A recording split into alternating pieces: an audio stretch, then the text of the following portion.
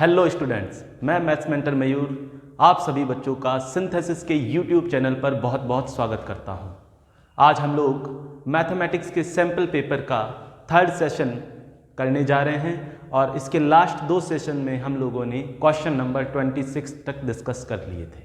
आज की क्लास में हम लोग क्वेश्चन नंबर 27 से डिस्कशन स्टार्ट करेंगे और देखते हैं कि आगे के क्वेश्चंस के सॉल्यूशन किस तरह से रहते हैं। तो स्टार्ट करते हैं स्टूडेंट्स।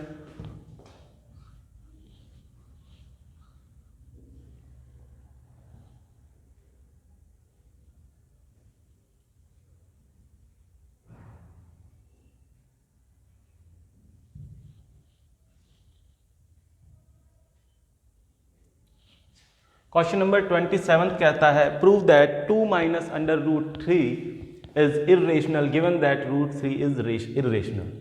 ये प्रूव करना है कि 2 माइनस रूट 3 जो है वो इर्रेशनल नंबर है और हमें दिया गया है कि रूट 3 भी इर्रेशनल नंबर है। तो दोस्तों इस क्वेश्चन को करने का तरीका बहुत फेमस और स्टैंडर्ड क्वेश्चन है, सभी बच्चों को इसका प्रोसीजर पता होगा। हम लोग इसमें अज्यूम करते हैं, अज्यूम 2 माइनस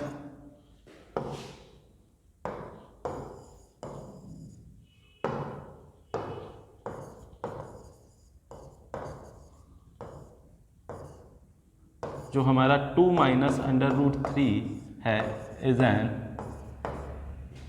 ए रेशनल नंबर। इसको हम लोग अज्यूम कर लेते हैं और रेशनल नंबर बता देते हैं अज्यूम करके, is a rational number. So it can be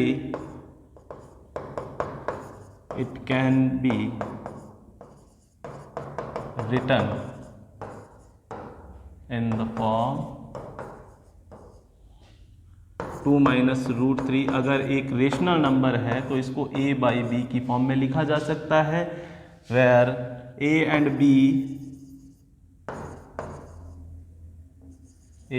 b are integers and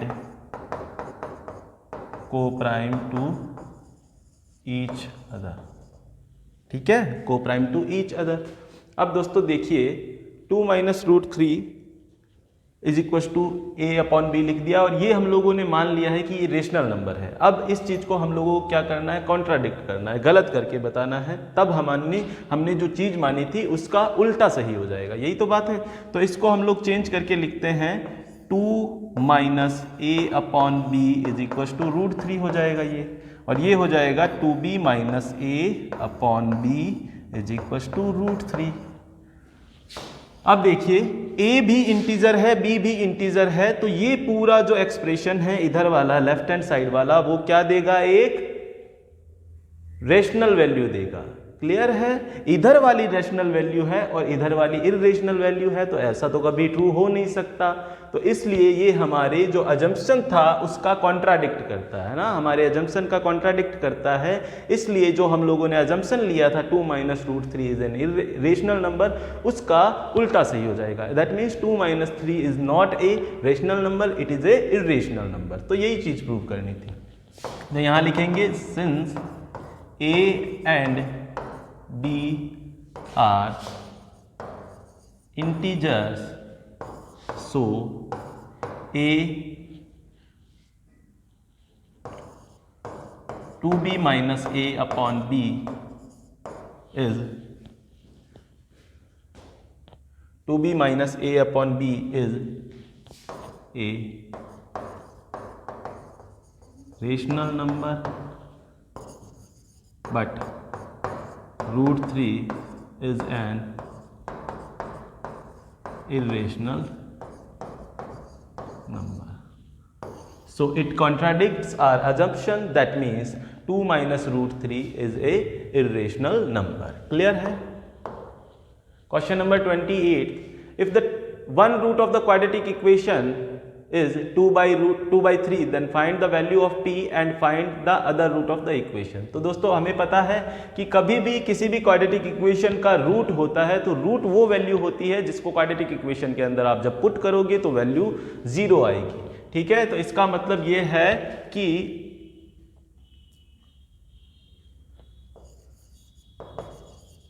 given that 2/3 is a root of 3x square plus px plus 4 is equals to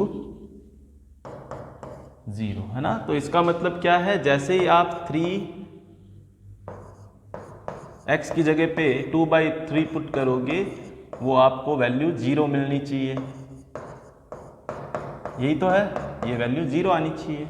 अब इसको सॉल्व करेंगे तो 3 × 4 divided by 9 plus 2p/3 plus 4 is equal to 0। ये 3 से 3 times cancel हो गया, पूरे का एलसीएम आ जाएगा 3, यहाँ आ जाएगा 4, यहाँ आ जाएगा 2p और इधर आ जाएगा 12 इज इक्वल टू 0। ये 3 से 3 और 0 की मल्टीप्लाई होके 0 हो जाएगा और इधर आ जाएगा 16 plus 2p is equal to 0।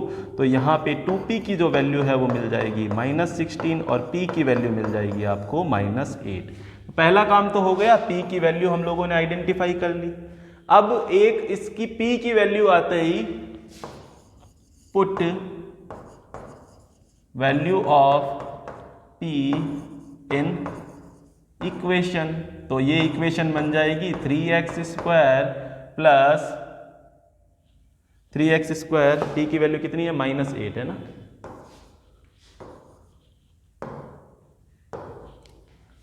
-8x plus 4 is equal to 0।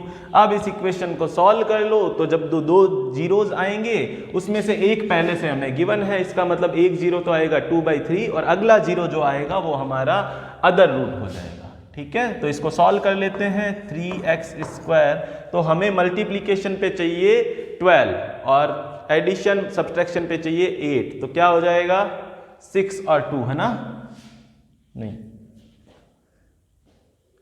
कितना हो जाएगा 6 और 2 हो जाएगा, माइनस का 6x एंड माइनस का 2x plus 4 is equal to 0।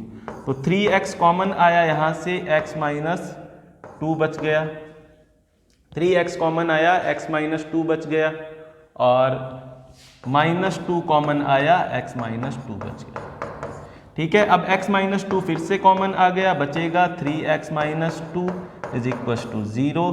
तो एक x की वैल्यू हो गई प्लस का 2 और एक x की वैल्यू हो गई, जब इसको इक्वल करेंगे तो ये आ जाएगा 2/3।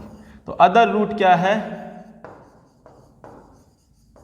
Other root is 2, other root is 2। Clear है इतनी बात दोस्तों? ठीक है, अब बात करते हैं इसके जो इंटरनल चॉइस के अंदर क्वेश्चन गिवन है, the roots alpha and beta of the quadratic equation this are such that alpha minus beta is equal to 1। हमें क्वेश्चन के अंदर गिवन है कि इस इक्वेशन के x² - 5x + 3k - 1 is equal to 0 के जो दो रूट हैं अल्फा एंड बीटा, उसके लिए हमें गिवन है alpha minus beta is equal to कितना है 1 है। ठीक है, अब हमें पता है सम ऑफ रूट्स जो होता है वो -b/a होता है, तो यानी कि अल्फा प्लस बीटा की वैल्यू कितनी होगी -b/a। इस इक्वेशन के अंदर -b है, माइनस का 5/a की वैल्यू है 1, तो इसका मतलब अल्फा प्लस बीटा की वैल्यू है 5। क्लियर है स्टूडेंट? ठीक है, इसके अकॉर्डिंग हमें ये पता है कि इस प्रोडक्ट ऑफ रूट्स जो है यानी कि अल्फा इंटू बीटा जो है वो कितना होना चाहिए c/a। इस इक्वेशन के अंदर c की वैल्यू है 3 × k - 1/1, तो वैल्यू है 3 × k - 1। इसको इक्वेशन ले लेते हैं 1, इसको इक्वेशन ले लेते हैं 2 और इसको ले लेते हैं इक्वेशन 3। तो first 2 equation from equation 1 and 2, तो जब आप दोनों इक्वेशंस को ऐड करोगे, अल्फा प्लस बीटा दे रखा है 5 और अल्फा माइनस बीटा दे रखा है 1, तो यहां से आपको अल्फा मिल जाएगा 3 और बीटा मिल जाएगा 2, इनको सॉल्व करोगे तो। ठीक है, तो इसको put alpha beta in equation 3, तो आपको मिल जाएगा 3 × 2 इज इक्वल टू 3 × k - 1 ठीक है, ये आ जाएगा 3 से 3 कैंसिल हो जाएगा, तो 2 इज इक्वल टू आ जाएगा k माइनस 1, तो k की वैल्यू आप लोगों को मिल जाएगी यहाँ से 3। क्लियर है स्टूडेंट?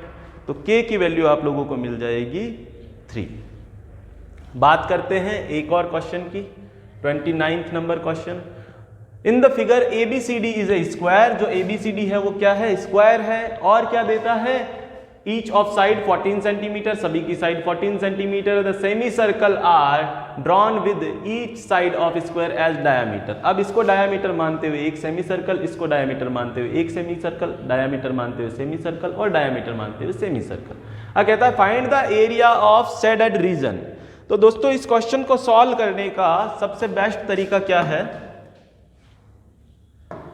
इस स्क्वायर को हम लोग जैसे ही इस स्क्वायर को 2 पार्ट्स के अंदर डिवाइड करते हैं इस तरह से, तो ये क्वार्टर सर्कल बन जाते हैं। बन जाते हैं कि नहीं बन जाते क्वार्टर सर्कल? ये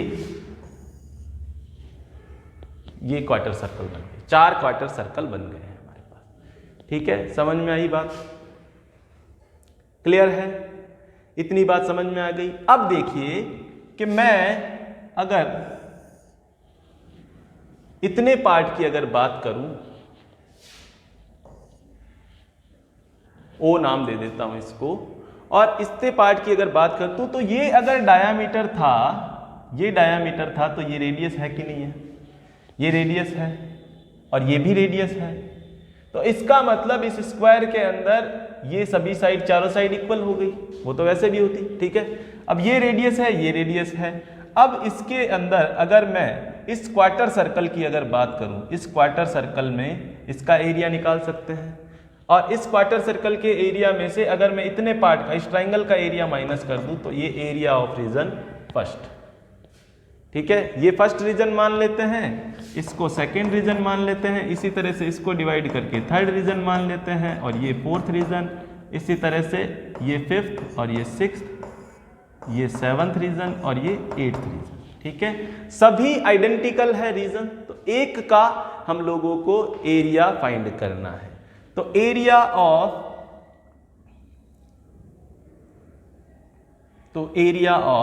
देखिए कैसे करेंगे इसको,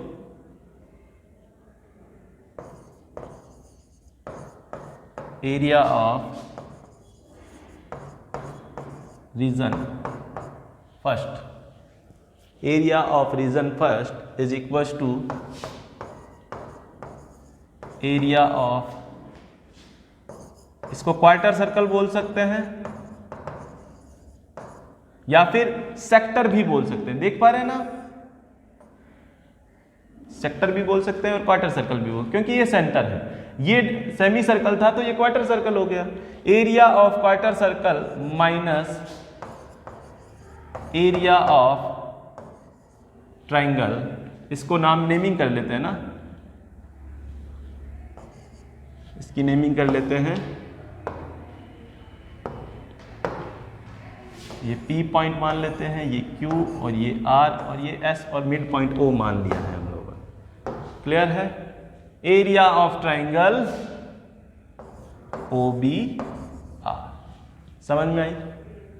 एरिया ऑफ क्वार्टर सर्कल का नाम क्या है? OBR। Area of quarter circle क्या है? OBR है।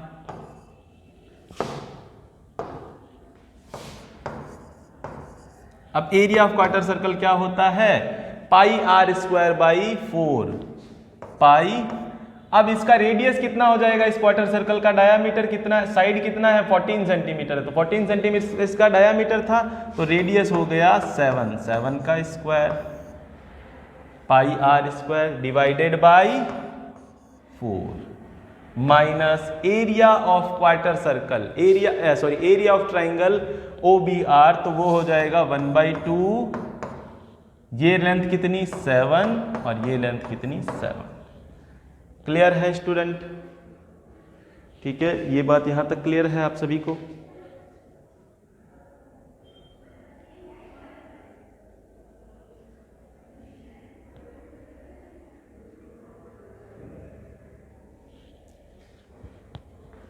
तो अब यहां पर देखें, पाई की वैल्यू हो गई आपके पास 22/7 into 7 divided by 4 is equal to 7 into 7 divided by 2।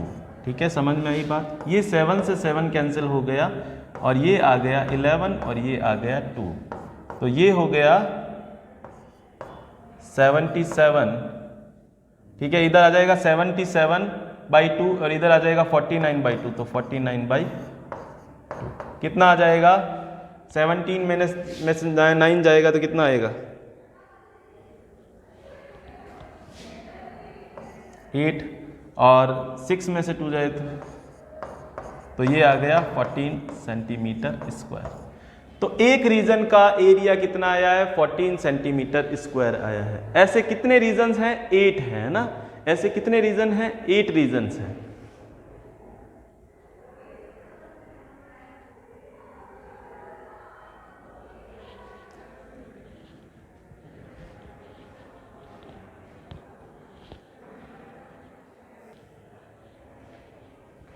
ऐसे कितने रीजन से? 8 रीजन्स है ना। तो 8 रीजन से हमारे पास इन सभी लीव्स के जो पार्ट हैं उनका एरिया आ जाएगा ना।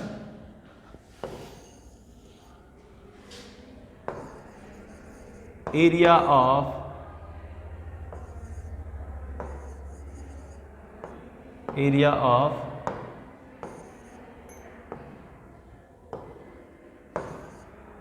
एट रीजन्स, क्योंकि ये सभी रीजन्स आइडेंटिकल है तो कितना आ जाएगा? 8 into 40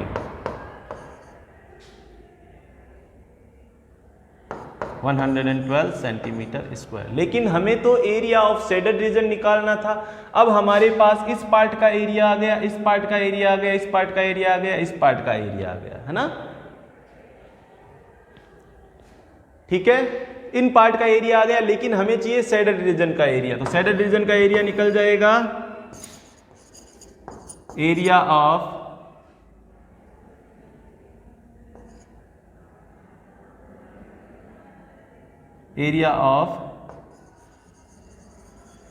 shaded region is equal to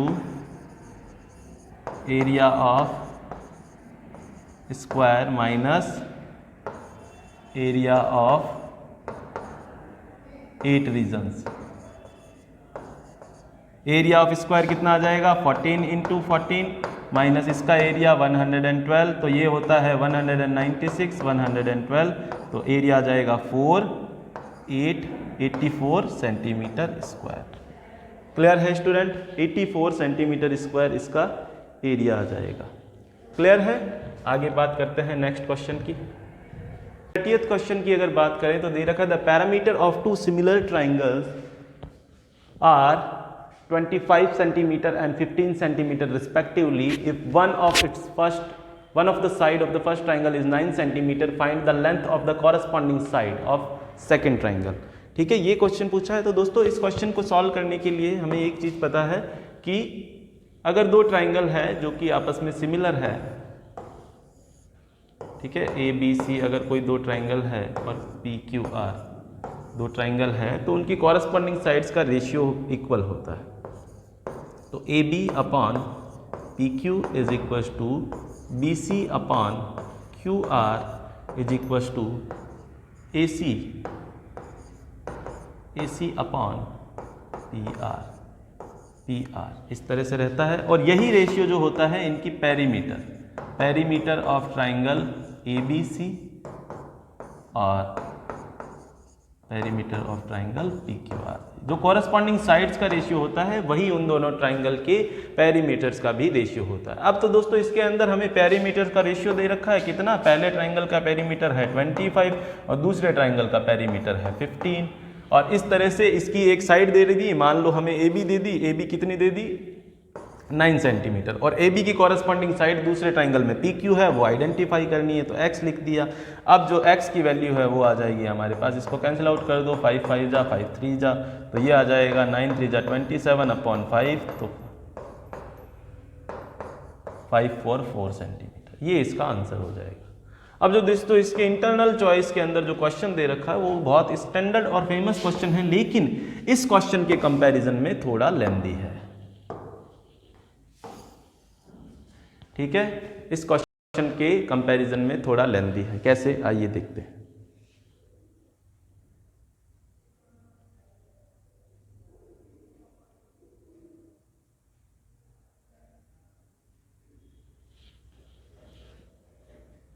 देखिए, कहता है in an equilateral triangle A B C D is the point on side B C such that B D is equal to 1/3।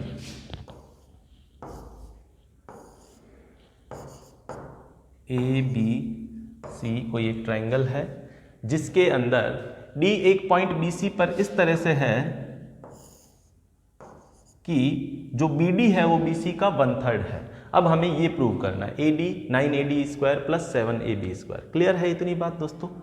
यहां तक समझ में आया आप लोगों को? अब दोस्तों हम लोग क्या करते हैं, ये देखिए हमें AB² चाहिए और AD² चाहिए। तो AB और AD का स्क्वायर कब आता है, जब ये दोनों किसी ना किसी ट्राइंगल का हाइपोटेनस हो। अब आपको एक चीज ये पता है कि इक्विलेटरल ट्राइंगल के अंदर आप किसी भी सामने वाली साइड के ऊपर परपेंडिकुलर ड्रॉ करते हैं तो वो उसकी मीडियन की तरह ट्रीट होता है। तो हम लोगों ने एक AM परपेंडिकुलर डाला है किसके ऊपर, BC के ऊपर। ठीक है, तो यहां से ये बात क्लियर हो गई कि जो AM है वो ही मीडियन है। That means M is the median of mid point of BC। That means हम लोग कह सकते हैं कि AM जो है वो BM जो है वो क्या है, BC का हाफ है ना, BC का हाफ है।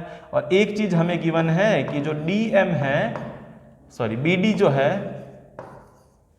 इसको फिर से लिखते हैं,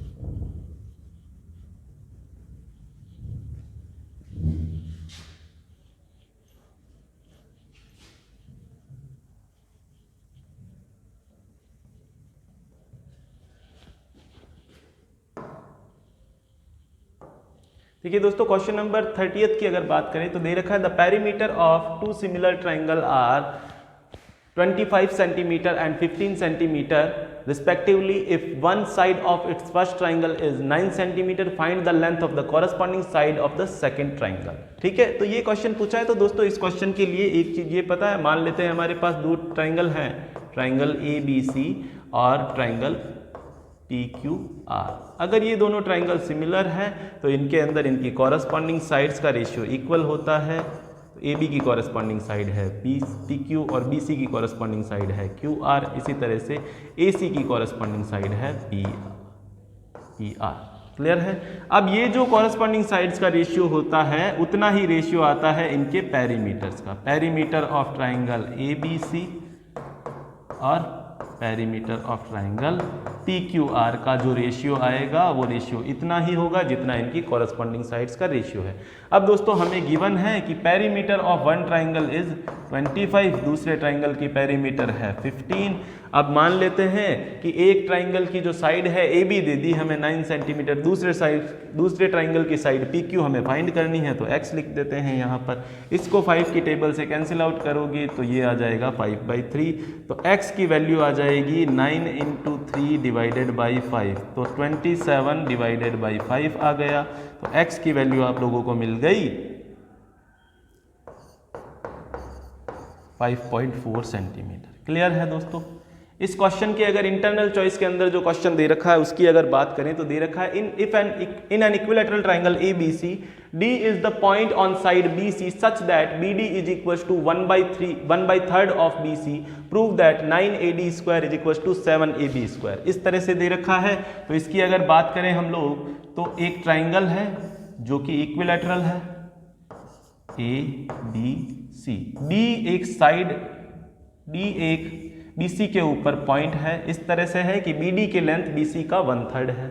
ठीक है दोस्तों, अब यहां पर जो प्रूव करना है 9AD square plus 7AB square, तो AB स्क्वायर और AD स्क्वायर ये स्क्वायर कब बनेंगे? जब ये किसी ना किसी ट्राइंगल का हाइपोटेनस हो। तो हम लोग एक ट्राइंगल कंस्ट्रक्ट करने की कोशिश करते हैं। तो ट्राइंगल कंस्ट्रक्ट करने की कोशिश में मान लेते हैं हम लोग A से एक परपेंडिकुलर डालते हैं BC के ऊपर। तो अब जो इक्विलैटरल ट्राइंगल होता है उसके अंदर जो परपेंडिकुलर होता है वही क्या है? मीडियन की तरह ट्रीट करता है। तो मान लेते हैं हम लोगों ने एक परपेंडिकुलर बना दिया AM, ठीक है। तो AM is a perpendicular on side BC। इसका मतलब क्या हो गया कि BM और MC की वैल्यू जो है वो इक्वल है। क्यों? क्योंकि जो परपेंडिकुलर है वही क्या हो जाएगा? इसका मीडियन हो जाएगा। तो यहां पर हम लोग लिख सकते हैं कि BM is equals to half of BC, और एक वैल्यू हमें गिवन है कि BD जो है वो कितना है? 1/3 ऑफ BC। ठीक है, ये दो रिलेशन है हमारे पास। अब देखिए दोस्तों, हमें क्वेश्चन के अंदर क्या चाहिए? AD स्क्वायर और AB स्क्वायर चाहिए। तो यहां से आप लोगों ने देखा कि ये परपेंडिकुलर था, तो ये राइट एंगल ट्राइंगल है। तो आप इस ट्राइंगल में अगर पाइथागोरस लगाएं इन ट्राइंगल ABM, तो आप लोग देखेंगे कि AB square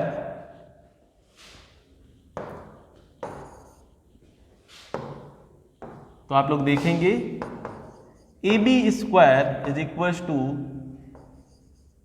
BM square plus AM square. Clear है स्टूडेंट? ठीक है। अब दोस्तों, अगर मैं AM स्क्वायर को एज इट इज रखूं और BM स्क्वायर को मैं लिख दूं, BM स्क्वायर को अगर मैं लिख दूं BD प्लस DM, लिख सकते हैं ना?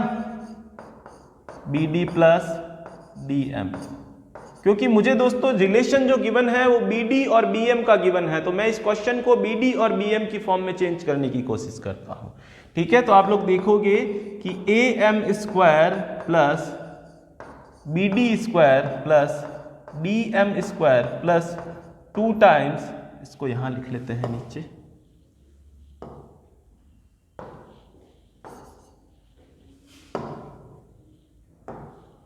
Square plus 2 times BD into DM। Clear है स्टूडेंट इतनी बात? ठीक है। अब आप लोग देखोगे कि AM square plus DM square, AM square और DM स्क्वायर मिलकर के बन जाएंगे AD स्क्वायर।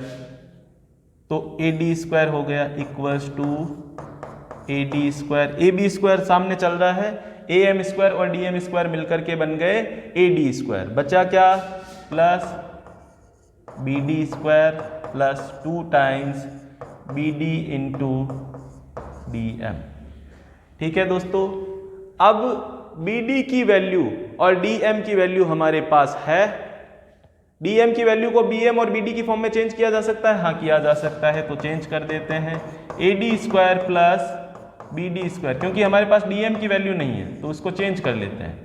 DM को लिख देते हैं हम लोग BM माइनस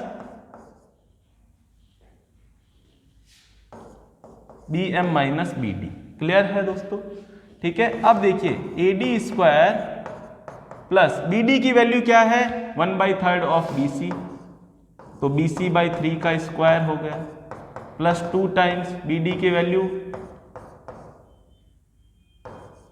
BD की वैल्यू है ना, BD की वैल्यू 1/3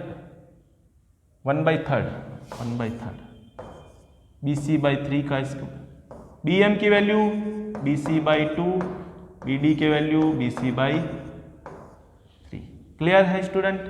तो ये देखिए AD स्क्वायर हो गया, इधर आ गया प्लस के अंदर BC स्क्वायर बाई 9 प्लस ये आ गया 2BC/3, और ये आ जाएगा, देखिए दोस्तों इसके एलसीएम आ जाएगा 6 और इधर बन जाएगा 3BC, उधर बन जाएगा 2BC, तो 1 BC आ जाएगा। ठीक है, तो ये 2 से 3 टाइम्स कैंसिल हो जाएगा, तो फाइनली आ जाएगा AD square plus BC square by 9 plus BC square by 9। Clear है स्टूडेंट?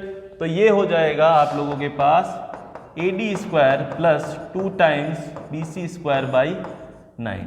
जब आप इसका एलसीएम लोगे तो 9AD square plus 2 times BC square by 9, इधर AB स्क्वायर चल रहा था सामने, तो ये हो जाएगा 9AB square is equal to 9AD square plus 2BC square. Clear है दोस्तों? अब हमें AB स्क्वायर जो है वो उसका मल्टीपल 7 चाहिए था, लेकिन यहां पर 9 है, तो BC को AB की फॉर्म में लिखा जा सकता है क्योंकि ये इक्विलैटरल ट्राइंगल है। तो BC is equal to AB अगर लिख देते हैं तो ये हमें मिल जाएगा 9AB square is equal to 9AD square plus 2 times AB square. तो ये इधर आकर के हो जाएगा 7AB square is equal to 9AD square.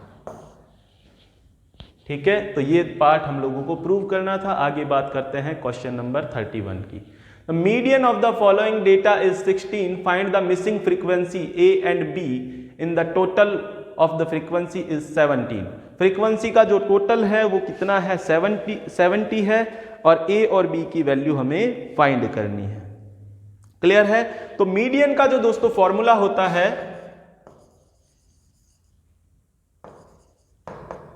L plus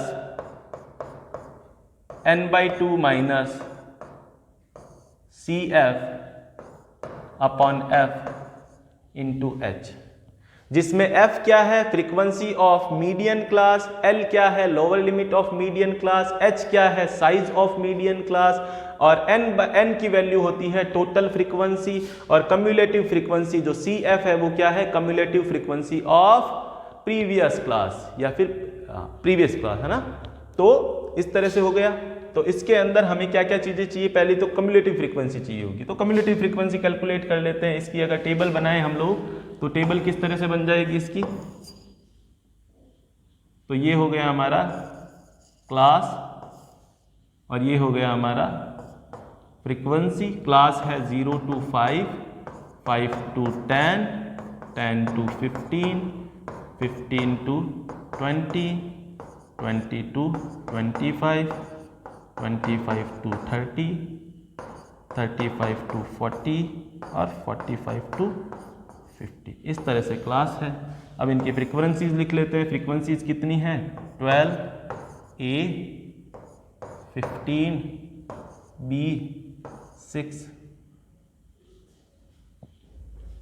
mistake कर देगा, 0, 5, 5, 10, 10, 15, 15, 20, 20, 25, 25, 30, 8 क्लासेस हैं।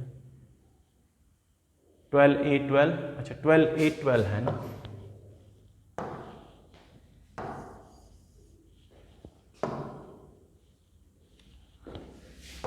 A 12, उसके बाद 15 है, 12 के बाद 15।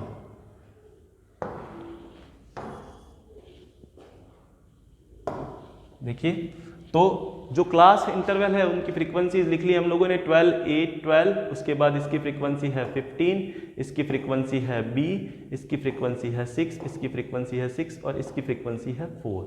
ठीक है, तो अब हमें n/2 की वैल्यू इजीली मिल जाएगी क्योंकि टोटल फ्रीक्वेंसीज कितनी दे रखी है? 70 दे रखी है। ठीक है, कम्युलेटिव फ्रीक्वेंसी चाहिए। कम्युलेटिव फ्रीक्वेंसी कैसे निकल जाएगी? CF की वैल्यू निकाल लेते हैं। तो CF ये हो गया 12, और ये हो गया 12 प्लस A, और ये हो गया 24 प्लस A, और ये हो गया 39 प्लस A, और ये हो गया 39A प्लस B, और ये हो गया 45A प्लस B, और ये हो गया 51A प्लस B, और ये हो गया 55A प्लस B। दोस्तों हमें मीडियन कितना दे रखा है? 16 दे रखा है। तो 16 किसके अंदर आ रहा है? इसके अंदर आ रहा है। इसका मतलब ये क्या है हमारी? ये क्या है? ये हमारी क्या है? मीडियन क्लास है ना। ये क्या है? हमारी मीडियन क्लास है। तो हमें यहां से वैल्यू मिल गई है फ्रीक्वेंसी ऑफ मीडियन क्लास, है ना। F क्या होता है? फ्रीक्वेंसी ऑफ मीडियन क्लास होता है। तो f की वैल्यू हमें यहाँ पे मिल गई है, कितनी है, f की वैल्यू है 15,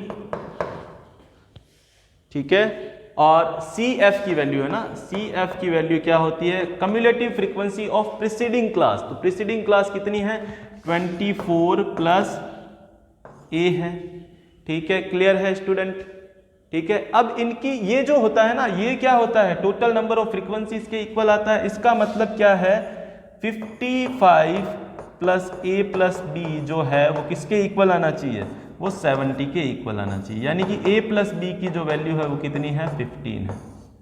क्लियर है स्टूडेंट इतनी बात, ठीक है। अब हमें ये मिल गया, H क्या हो गया इसका, H की वैल्यू कितनी हो गई, 5 हो गई। साइज है ना, H क्या होता है, साइज ऑफ क्लास है ना, तो H की वैल्यू हो गई 5। और L क्या होता है, lower limit of median class, तो lower limit of median class 15 है। मीडियन की वैल्यू दे रखी है 16, इस फॉर्मूले के अंदर पुट कर दिया, L की वैल्यू है 15, n/2 कितना हो गया, 70 divided by 2, 35 minus cumulative frequency of preceding class 24 plus 1 minus कर देंगे upon frequency upon 15 into 5।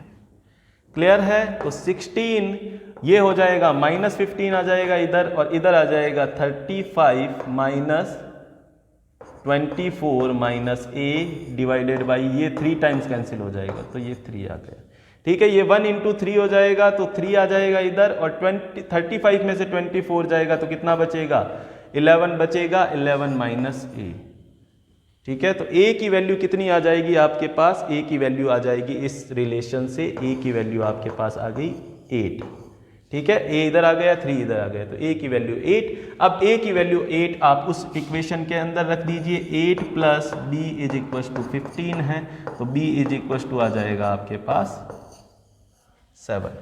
Clear है स्टूडेंट, तो B आपके पास आ जाएगा 7 और A की वैल्यू है 8। तो इस तरह से इस क्वेश्चन को सॉल्व करना था।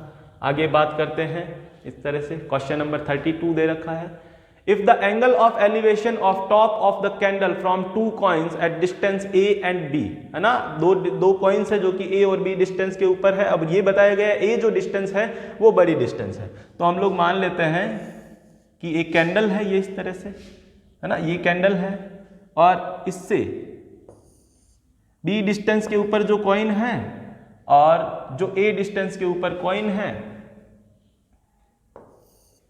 उनसे क्या है,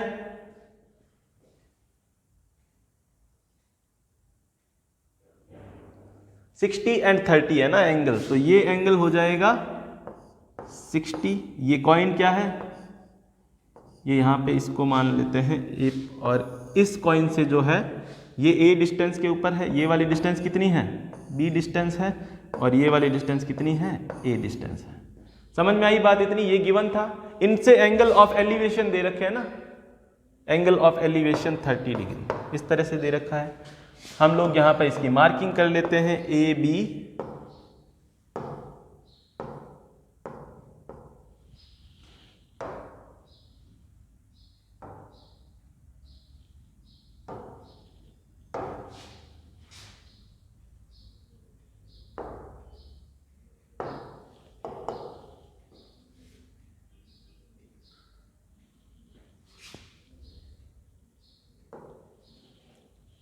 हम लोग इसकी मार्किंग कर लेते हैं। तो मार्किंग कैसे हो गई, A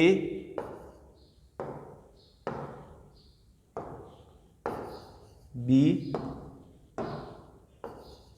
और C इस तरह से कर ली। अब AC क्या है, AC क्या है, यहां पर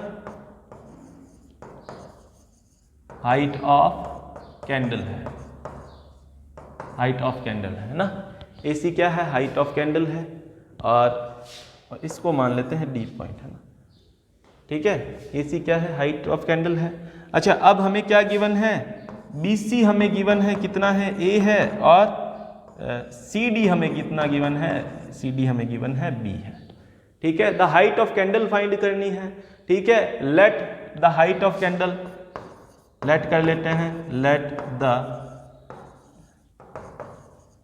height of candle is H। इसका मतलब हम लोगों ने क्या कर लिया, AC को H एज्यूम कर लिया, ठीक है। तो अब आपको देखिए 2 ट्राइंगल्स दिख रहे हैं, इन ट्राइंगल ए बी सी के अंदर आप tan 30 अगर लेते हैं, tan थीटा अगर लेते हैं, तो वो परपेंडिकुलर और बेस का रेशियो होता है। परपेंडिकुलर की वैल्यू है h हो गई, और बेस की वैल्यू है a।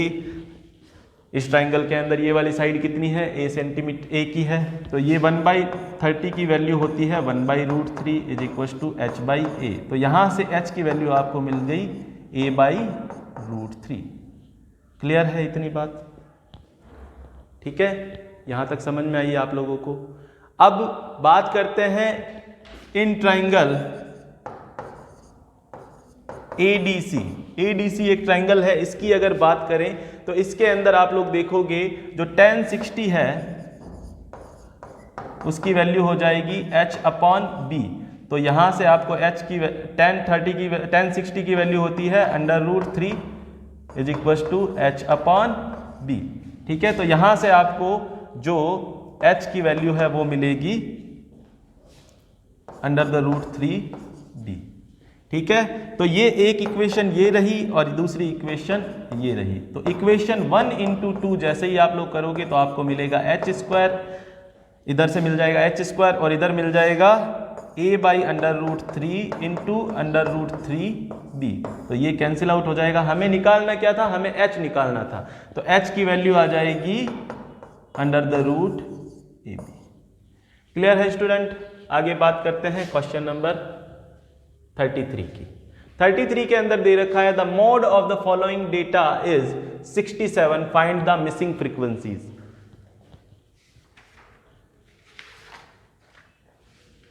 ठीक है, मोड निकालना है, तो मोड का फॉर्मूला क्या होता है दोस्तों? मोड जो होता है उसको इस तरह से लिखते हैं L + f1 - f0 upon f1 - f0 upon 2f1 - f2 - f0 into h। ये मोड का फॉर्मूला होता है। अब f1 क्या है? f1 क्या है? फ्रीक्वेंसी ऑफ मॉडल क्लास है। ठीक है, और f0 क्या है?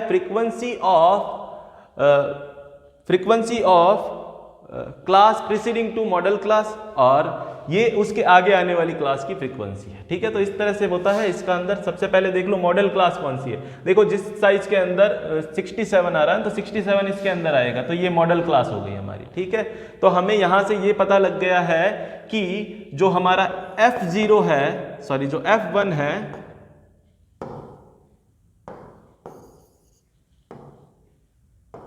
जो हमारा f1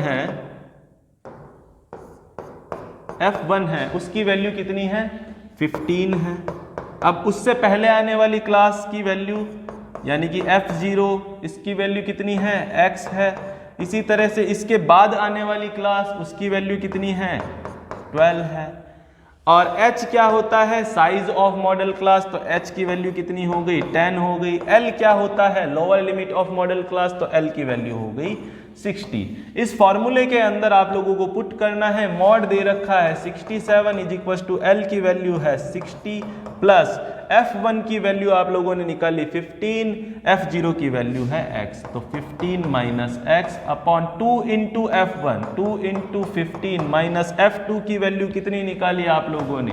12 माइनस f0 की वैल्यू है x इंटू h की वैल्यू है 10। क्लियर है स्टूडेंट इतनी बात? देखिए ये 60 इधर आके हो जाएगा 67 माइनस 60 हो जाएगा, ये हो जाएगा 67 माइनस 60, और इधर आ जाएगा ऊपर 15 माइनस x, और ये हो जाएगा 30 माइनस 12 हो जाता है 18 माइनस x इंटू 10। क्लियर है? तो ये आ जाएगा 7 और इधर आ जाएगा 15 minus x upon 18 minus x into 10। ठीक है, तो क्रॉस मल्टीप्लीकेशन कर देंगे, 18 7 जा कितना हो जाएगा?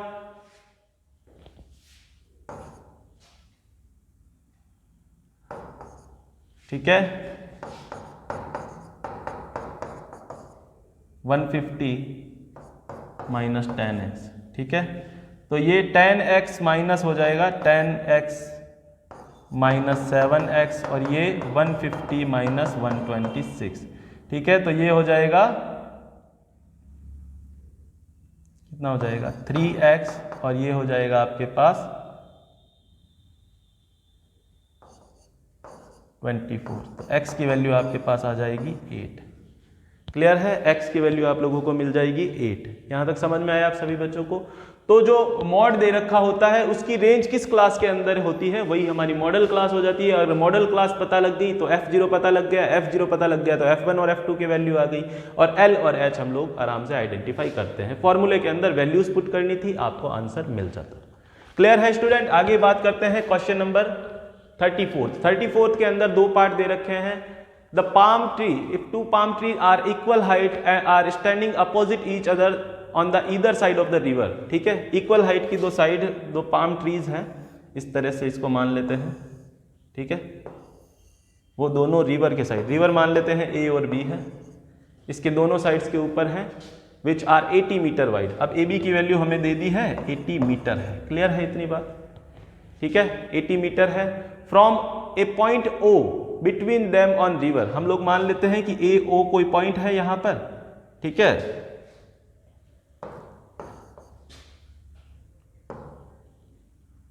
O कोई यहां पर पॉइंट है और AB की वैल्यू हमें दे दी 80 मीटर है। O कोई पॉइंट है between them on the river, the angle of elevation of the top of the trees are 60 and 30। अब टॉप ऑफ द ट्रीज जो एंगल ऑफ एलिवेशन है वो कितना है 60 और 30, तो ये 60 हो गया और ये हो गया 30 हो गया। ठीक है, क्लियर है? इसको मान लेते हैं C पॉइंट और इसको मान लेते हैं D पॉइंट। क्लियर है इतनी बात? Find the height of the trees and the distance of the point O from the trees. ठीक है, तो हाइट निकालनी है हम लोगों को। ये गिवन है कि AD जो है वो इक्वल है BC के। हम लोग मान लेते हैं let height of tree is h, है ना? तो AD is equal to BC is equal to h हो गया। इसकी वैल्यू हो गई h, इसकी भी वैल्यू हो गई h। क्लियर है इतनी बात? अब देखिए दोस्तों, आपको दो ट्राइंगल दिख रहे हैं। इन ट्राइंगल DAO की बात करें तो आपको मिलेगा tan 60 is equal to perpendicular upon base. तो दोस्तों अगर हम लोग इसको मान लेते हैं, यहाँ पे एक चीज और लिख लेते हैं, let OA is equal to x, है ना? तो ये x हो गया, तो ये कितना हो गया 80 माइनस x हो गया। ठीक है, तो tan 60 is equal to perpendicular upon base, तो ये हो गया h अपॉन x। क्लियर है इतनी बात? तो tan 60 की अगर वैल्यू निकालेंगे तो 1/√3 नहीं, √3 आएगी tan 60 की वैल्यू, तो ये हो जाएगा √3 is equal to h upon x। तो h की वैल्यू आ जाएगी √3x। क्लियर है? इसी तरह से हम लोग चलते हैं इन ट्राइंगल BCO के अंदर भी tan 30 is equal to perpendicular h upon height base 80 minus x। इसकी वैल्यू आ गई 1/√3 h अपॉन 80 माइनस x। ठीक है, तो यहां से वैल्यू मिल जाएगी h is equal to 80 minus x upon √3। ठीक है, h की दो वैल्यूज मिल गई, ये इक्वेशन 1, ये इक्वेशन 2, दोनों को इक्वेट करवा दीजिए। दोनों को इक्वेट करवाएंगे तो √3x is equal to 80 minus x upon √3, तो ये हो जाएगा 3x is equal to 80 minus x। ठीक है, तो ये हो जाएगा 2x, अच्छा 4x हो जाएगा, इधर आएगा तो, और इधर हो जाएगा 80। तो x की वैल्यू आप लोगों को मिल जाएगी कितनी 20 मीटर। क्लियर है? x की वैल्यू 20 मीटर मिल गई। हमें किसकी वैल्यू निकालनी है? h की वैल्यू निकालनी है। h की वैल्यू हम लोगों ने देखी फ्रॉम इक्वेशन 1 √3x था, तो h की वैल्यू 1.73 इंटू x की वैल्यू 20।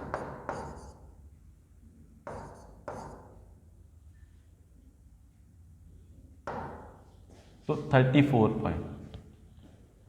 ठीक है, 34 आ जाएगी h की वैल्यू। इसको है ना और प्रिसाइज कर सकते हैं ना, 1.73 तक ले सकते हैं, तो यहाँ 6 हो जाता है ना, तो 34.6 मीटर हो गई है हाइट ऑफ ट्री, है ना। अब क्या पूछा था एक और चीज, find the height of the trees and the distance of the point O, है ना, फ्रॉम द ट्रीज। तो डिस्टेंस, एक तो ट्री से डिस्टेंस हो गई इसकी कितनी 20 मीटर x है, और एक से डिस्टेंसेस फ्रॉम ट्रीज कितनी हो गई, एक की तो x हो गई और एक की हो गई 80 माइनस x, तो ये 20 हो जाएगी और ये कितनी हो जाएगी 60 हो जाएगी। क्लियर है स्टूडेंट? आगे बात करते हैं जो इस क्वेश्चन के अंदर इंटरनल चॉइस के अंदर क्वेश्चन दे रखा है, the angle of depression of the top of the bottom of the building are 50 metre high as above. ठीक है, तो इसका डायग्राम बना के बता देता हूं, क्वेश्चन बिल्कुल सिंपल सा है। एक जो angle of depression of top and bottom of the building 50 metre high, एक 50 मीटर हाई बिल्डिंग है, इसके टॉप और बॉटम का एक किसी टावर से, है ना, एक किसी टावर के टॉप से आपको एंगल ऑफ डिप्रेशन दे रखा है, तो ये हो गया और ये हो गया। क्लियर है? यानी कि एंगल ऑफ डिप्रेशन दे दिया, इसका मतलब ये दे दिया और ये दे दिया। क्लियर है? ठीक है, ये 50 है तो ये यहां पर कितना हो गया 50 हो गया, इसको पूरे को आप लोग h मान लीजिए। ठीक है, समझ में आई इतनी बात? ठीक है, तो एंगल कितना हो गया, ये 30 है और ये 60 है। Find the height of the tower, h की वैल्यू पूछी है, तो h की वैल्यू पूछी है तो आप लोगों को क्या निकाल के दिखाना है, h की वैल्यू पूछी है and the also horizontal distance, ये पूछा है ना, तो आप लोग क्या करोगे, इसको x मान लोगे, तो ये क्या हो जाएगा 50 हो जाएगा। इसकी जब पूरे ट्रायंगल को लोगे तब ये परपेंडिकुलर 50 प्लस x, उस टाइम tan 60 ले लेना, और इसमें लोगे तब tan 30 x upon this value. ठीक है, तो इस तरह से आप वैल्यू कैलकुलेट कर सकते हो। क्लियर है?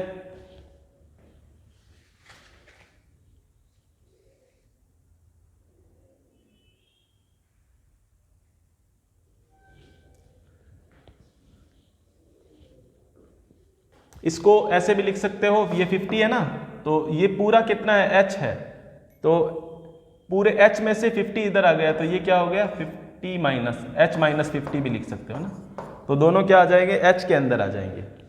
जब इसकी लोगे परपेंडिकुलर तब h माइनस 50, जब इसका परपेंडिकुलर लोगे तो h माइनस h आ जाएगा पूरा। ठीक है, तो इस तरह से भी कर सकते हो, बाकी क्वेश्चन इसके जैसा ही है। Water is flowing through a cylindrical pipe of internal diameter 2 cm into a cylindrical tank of base radius 40 cm at the rate of 0.7 meter per second. By how much water will water rise in the tank in half an hour?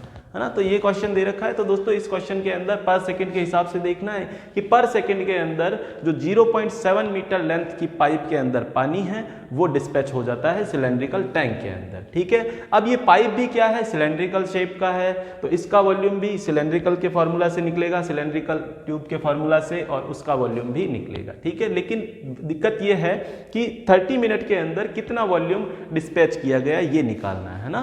तो देखिए सबसे पहली बात करते हैं for pipe,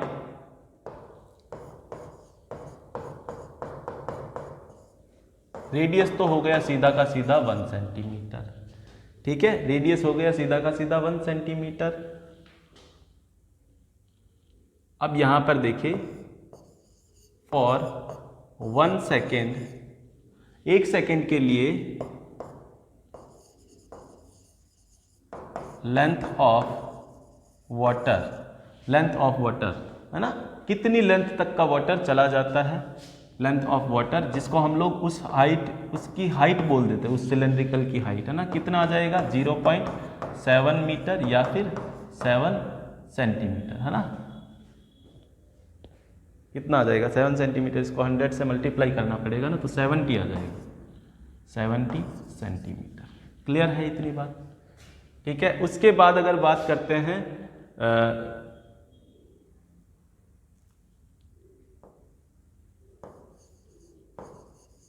base radius of cylindrical tank,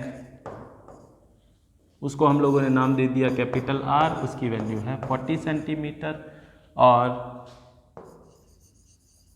water rise in cylindrical tank is, इसको हम लोगों ने नाम दे दिया कैपिटल H, इसको कैलकुलेट करना है।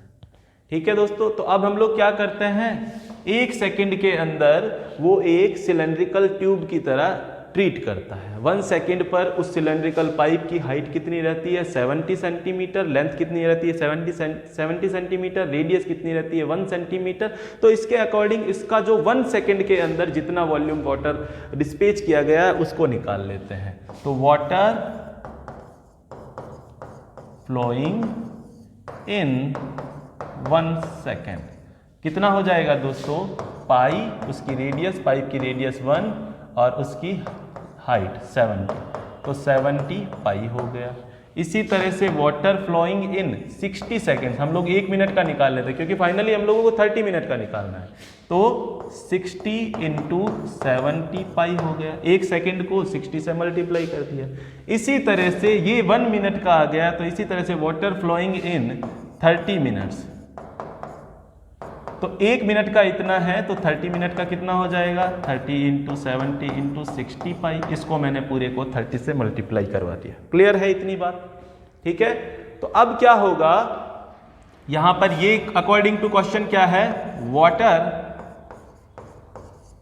Flowing in 30 minute is equal to water in cylindrical tank. ठीक है, वाटर कितना फ्लो हुआ है 30 इंटू 60 इंटू 70 पाई, और वाटर ऑफ सिलेंड्रिकल टैंक, तो सिलेंड्रिकल टैंक का जितना वॉल्यूम है उतना ही उसका वाटर होगा। तो सिलेंड्रिकल टैंक का वॉल्यूम कितना है, वॉल्यूम निकाला जा सकता है पाई, उसकी रेडियस 40 का स्क्वायर इंटू उसकी हाइट। हाइट कितनी है कैलकुलेट करनी है, कैपिटल H मानी थी। पाई से पाई कैंसिल आउट हो गया है दोस्तों, और यहाँ पर क्या है 30 इंटू 60 इंटू 70 अपॉन में आ जाएगा 40 into 40 is equal to H आ जाएगा। 2 जीरोज से 2 जीरोज कैंसिल आउट हो गए हैं, फाइनली आ गया है 30 इंटू 420 अपॉन 16। ठीक है, तो ये आपका क्या आ जाएगा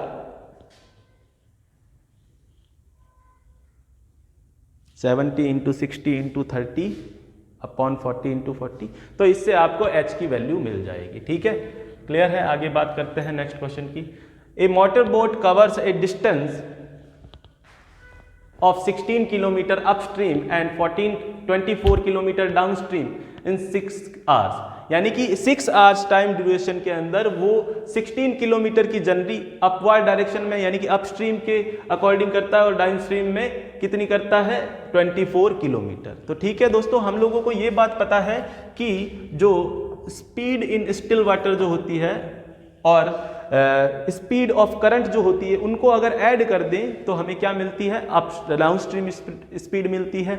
और जो स्पीड इन स्टिल वाटर होती है और उसमें से अगर स्पीड ऑफ करंट माइनस कर दे तो हम लोगों को क्या मिलता है, डाउनस्ट्रीम स्पीड मिलता है। क्लियर है स्टूडेंट इतनी बात? तो इसी फॉर्मूला का यूज करते हैं हम लोग आगे इसको सॉल्व करते हैं। तो हम लोग मान लेते हैं कि इस सिचुएशन के अंदर speed of boat in still water is x kilometre per hour. इसी तरह से स्पीड ऑफ करंट या फिर स्ट्रीम एक ही बात है, उसको मान लेते हैं y किलोमीटर पर आवर। तो इसके अकॉर्डिंग हमारी जो डाउनस्ट्रीम स्पीड हो जाएगी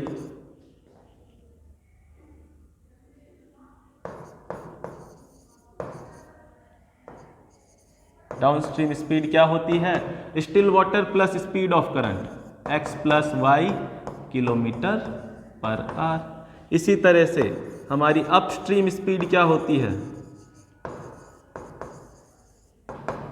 x minus Y kilometre per hour. ठीक है, क्लियर है?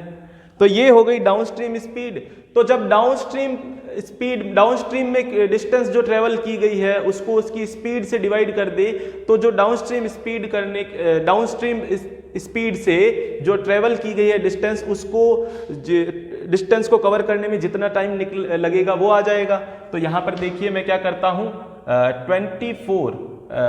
24 किलोमीटर डाउन स्ट्रीम है ना, डाउन स्ट्रीम के टाइम पे डाउन स्ट्रीम स्पीड से अगर इसको डिवाइड कर दें x प्लस वाई, और इसी तरह से प्लस उसी टाइम पे उसने अपस्ट्रीम में कितनी ट्रेवल करा, 16 किलोमीटर। अब अगर मैं अपस्ट्रीम वाली स्पीड से इसको डिवाइड कर दूं तो ये क्या है, डाउनस्ट्रीम स्पीड जर्नी करने में लगा हुआ टाइम और ये अपस्ट्रीम स्पीड जर्नी करने में लगा हुआ टाइम, दोनों मिलाकर के कितना टाइम लगता है, 6 आवर्स का लगता है। क्लियर है। इसी तरह से सेकंड सिचुएशन के अंदर इक्वेशन बन जाएगी कि 36 तो करता है डाउनस्ट्रीम, तो डाउनस्ट्रीम स्पीड से डिवाइड लगाएंगे तो डाउनस्ट्रीम स्पीड जो ये 36 किलोमीटर जो डिस्टेंस है ट्रेवल करने के अंदर लगा गया, कितना टाइम है वो आ गया। इसी तरह से उसी टाइम पे अपस्ट्रीम कितना किया है उसने, 12 किलोमीटर किया है। तो अब इस 12 किलोमीटर को मैं अपस्ट्रीम स्पीड से डिवाइड लगाऊंगा तो इस जर्नी को करने के लिए जितना टाइम लगा वो आ गया x माइनस वाई, और ये दोनों मिलाकर के टाइम कितना लगता है, in the same time it covers in the same time, यानी कि 6 आवर्स का ही लगता है ना, 6 आवर्स का लगता है। क्लियर है। अब हम लोग क्या करते हैं, इसके अंदर 1/x प्लस वाई को हम लोग मान लेते हैं कैपिटल X और 1/x माइनस वाई को हम लोग मान लेते हैं कैपिटल Y। तो इसके अंदर चेंज कर देते हैं 24x plus 16y is equal to 6, 36 capital X plus 12 capital Y is equal to 6। Clear है इतनी बात।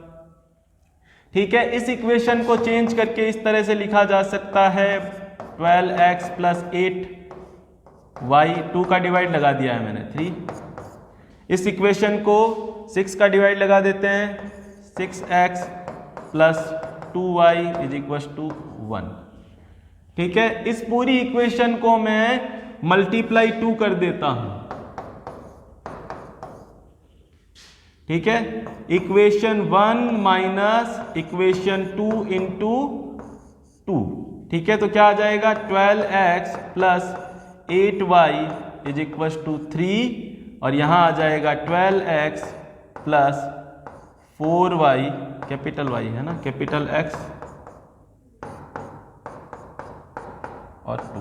ठीक है। इसमें से इसको माइनस करोगे तो आपके पास आ जाएगा यहाँ पर 4 capital Y is equal to 1।